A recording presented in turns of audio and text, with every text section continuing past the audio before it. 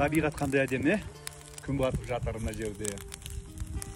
Төбемізде міне қазір 2800 метр биіктіктеміз теңіз деңгейінен. Жалпы әр адам өзінің өмірін әдемі қыла алады да.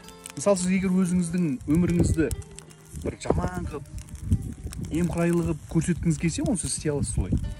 Ал егер де сіз өзіңіз өміріңізді жақсартып, әдемілеп істегіңіз келсе, оны да істей аласыз. Не керек? Оған бірінші ниет керек. Ниет етіп, өзіңізді жарық еткізіп, басқа адамдардан сондай нәрсе көргіңіз келсе, сіз көресіз соны. Не дейді ғой? Әр нәрсе ниетке байланысты дейді ғой. Сіз егер де басқа біреулерден жаманшылық көргіңіз келетін болса, онда соны көресіз. Әркім өзінің жүрегіндегі нәрсені көреді ғой.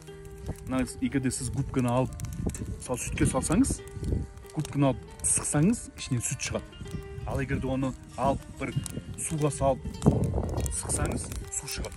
Сол сияқты сіздің жүрегіңізде не бар? Сол нәрсе сіздің аузыңыздан да, көзіңізден де, құлағыңыздан да шығады.